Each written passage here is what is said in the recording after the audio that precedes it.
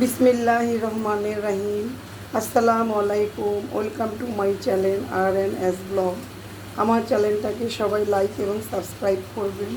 সবসময় নোটিফিকেশন পাওয়ার জন্য পাশে থাকা বেল আইকনটি ক্লিক করবেন। আজকে আমরা একটা গরুর কালো ভুনা রেসিপি দেখাবো, খুবই সহজ পদ্ধতিতে এবং চটজলদি করতে পারবেন। সেই রেসিপিটা আমি আপনাদের সাথে আজকে শেয়ার করব। দেখুন বন্ধুরা, আমি কিন্তু কালো ভুনার জন্য এরকম সাইজ করে মাংসটা করেছি এবং কালো ভুনা করার জন্য চেষ্টা করবেন যাতে হাড় এবং চর্বি সহকারে মাংসটা নেওয়ার জন্য, তাহলে স্বাদটা অনেক গুণ বেড়ে যাবে এবং খেতেও খুব মজা লাগবে। তাহলে চলুন আমরা রান্নাটা শুরু করি। আমি কিন্তু আজকে 2 কেজি পরিমাণের গরুর মাংস রান্না করব। 2 কেজি পরিমাণের রান্না করার জন্য যা যা মশলা লাগে আমি সেটা দেখিয়ে দিচ্ছি। প্রথমেই 1 কাপ পরিমাণে পেঁয়াজ। এই রান্নাতে একটু পেঁয়াজটা বেশি দিতে হয়। আর আমি কিছু মশলা দেখাচ্ছি: তেজপাতা, দারুচিনি, এলাচ 6-7টা, স্টার মশলা 1টা, কালো এলাচ 2টো এবং লবঙ্গ 4-5টা।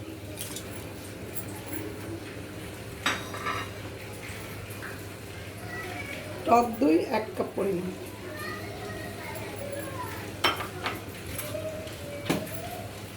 আদা বাটা 2 টেবিল চামচ। যদি কেউ 1 কেজি রান্না করেন তাহলে 1 টেবিল চামচ দেবেন। আমি যেহেতু 2 কেজি পরিমাণে গরুর মাংস কালো ভুনা করছি, সেটা আমি 2 টেবিল চামচ দিচ্ছি। রসুন বাটা 1.5 টেবিল চামচ, একটু কমই দিবেন আদার চাইতে। ধনিয়া গুঁড়া 1.5 চা চামচ। মরিচের গুঁড়াটা আমি একটু বেশি দিব, 2 চা চামচ, কারণ কালো ভুনাটা একটু ঝাল ঝাল খেতেই ভালো লাগে। আপনারা যদি হালকা ঝাল পছন্দ করেন তাহলে আপনারা একটু কম দিতে পারেন। হলুদের গুঁড়া 1 চা চামচ।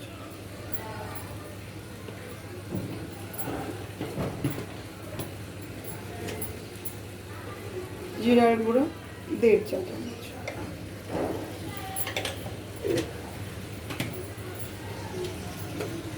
লবণ স্বাদ মতো। প্রথমে কম লবণ দিবেন, লাগলে পরে দিয়ে নেবেন। আর আমি যেহেতু কালো ভুনা সরিষার তেলটা দিয়ে করব, 1 কাপ পরিমাণে সরিষার তেল।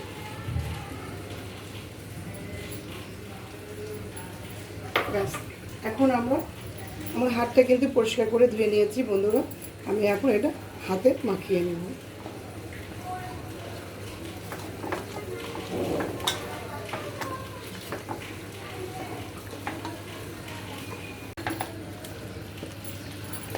বন্ধুরা, খুব ভালো করে হাত দিয়ে মেখে নেবেন।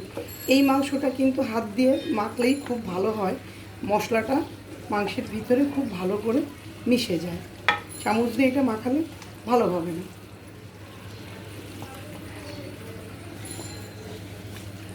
এটা কিন্তু এই মাখানো হয়ে গেলে কিন্তু আপনারা 2 ঘন্টা পর্যন্ত মেরিনেট করে রাখতে হবে। রাখলে মাংসটা ভালো হবে। কিন্তু আমার হাতে যেহেতু আজকে সময় নেই, আমার গেস্ট আসবে, তো আমি এখনই এটা চড়িয়ে দিব। আপনারা সময় থাকলে আপনারা 2 ঘন্টা মেরিনেট করে নিতে পারেন। এটা এরকম মাখানো, একটু হাতটা ধুয়ে আমি একটু পানি দিয়ে দিলাম। ব্যাস, এখন এটা আমরা ঢেকে দিব, চুলাটা ধরিয়ে দিব।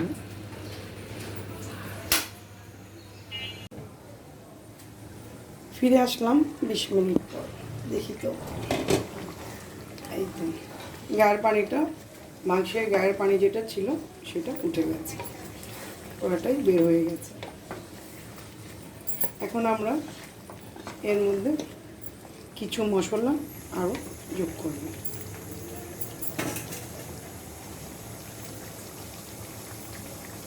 1 চা চামচ জয়ফল জয়িত্রী বাটা, 1 চা চামচ কালো গোলমরিচ বাটা। এই কালো গোলমরিচটা আমি ইউজ করতেছি শুধুমাত্র ফ্লেভারের জন্য এবং হালকা ঝালও হবে এবং ফ্লেভারটা খুব সুন্দর হবে। কিন্তু জয়ফল জয়িত্রীটা যদি আপনি না ইউজ করেন বন্ধুরা, তাহলে কিন্তু কালো ভুনার আসল ফ্লেভারটা নষ্ট হয়ে যাবে।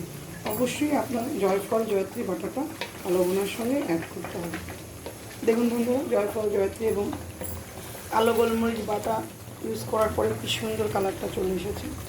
গোলমরিচটা কেউ কেউ আস্তেও দিতে পারেন, কিন্তু আমি বেটেই দিই, কারণ বেটে দিলে এটার ফ্লেভারটা অনেক সুন্দর বের হয় এবং কালো ভুনাটা খেতে অনেক সুস্বাদু হয়। জানেন বন্ধুরা, এই কালো ভুনা রান্না নিয়ে কিন্তু আমার জীবনে একটা খুব সুন্দর মিষ্টি একটা গল্প আছে, সেটা আপনাদের সাথে আজকে শেয়ার করব। সেটা হচ্ছে, আমার যখন নতুন নতুন বিয়ে হওয়ার দ্বিতীয় দিন আমার শ্বশুরবাড়ি, আমার ননদ, আমার দেবররা দ্বিতীয় দিনই আমাকে বলল, ভাবি আপনি নাকি খুব সুন্দর গরুর মাংস রান্না করতে পারেন, আমাদেরকে আজকে কালো ভুনা করে খাওয়াবেন। যেই কথা সেই কাজ। তখন কিন্তু রাত 10টা বাজে। তা আমি বললাম, এত রাতে কি করে সম্ভব? আমার শাশুড়ি বলল, ফ্রিজে মাংস আছে, কোনো সমস্যা নেই, তুমি করতে পারো। তারপরে 5 কেজি গরুর মাংস দিয়ে আমাকে কালো ভুনা রান্না করালো। আমি কিন্তু খুব ভয়ে ছিলাম যে কেমন হবে বন্ধুরা। তারপরে আল্লাহ করে আল্লাহর অশেষ মেহেরবানিতে খুব ভালো হলো এবং সবাই অনেক প্রশংসা করলো। তারপর থেকে বারবার আমার শ্বশুরবাড়ির লোকজনেরা আমার হাতে কালো ভুনা খেতে চায়। এটা কিন্তু আমার খুব ভালো লাগে। কেউ যদি আমার কাছে কোনো খাবার রিপিট করে এবং খেতে চায়, আমার খুবই আনন্দ লাগে এবং ভালো লাগে। এবং আমার কালো ভুনা শুধু না, আমার সব রান্না করতেই ভীষণ ভালো লাগে এবং আমি সবাইকে রান্না করে খাওয়াতেও পছন্দ করি। তো বন্ধুরা, আপনাদের সাথে অনেক গল্প করলাম। আমার ততক্ষণে আমার গরুর মাংস কষানোটা হয়ে গেছে। এখন এটা কিন্তু গাঢ় পানি, গরুর মাংসের গায়ে যে পানিটা ছিল সেই পানিটা বের হয়েছে। এখন আমি একটু পানি ইউজ করবো, 1 মগ।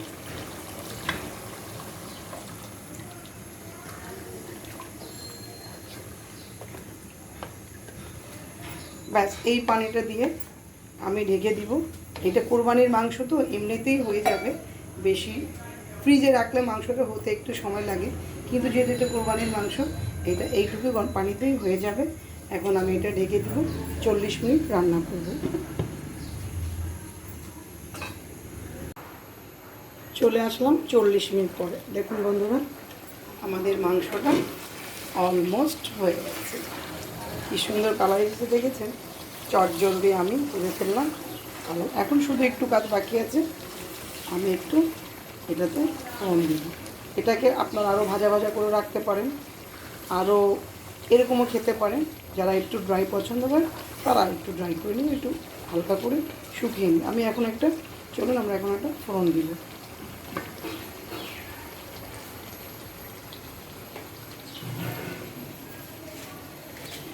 আমি একটা চুলা ফোড়নে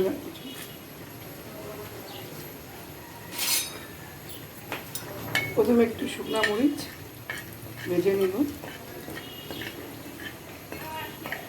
শুকনো মরিচটা দিলে ফ্লেভারটা খুব সুন্দর আসবে, এই জন্য আমি শুকনো মরিচটা দিলাম।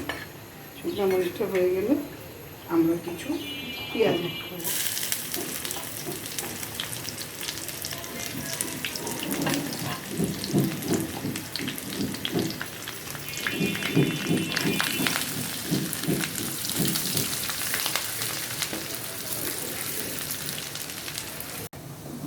এই যে আমার ফোড়নটা হয়ে গেছে।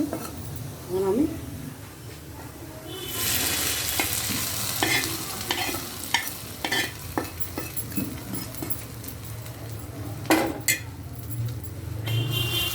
হয়ে গেল আমার চটজলদি কালা ভুনা।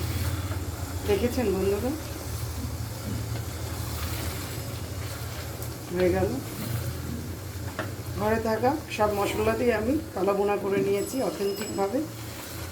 আপনারা এভাবে করে দেখবেন কেমন হয়েছে, আমাকে জানাবেন কমেন্ট বক্সে আর কেমন হলো।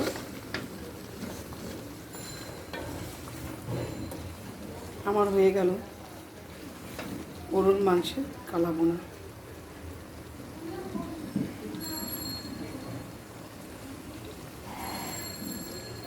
কেমন সফট হয়েছে মাংসটা আপনাকে দেখিয়ে দিই।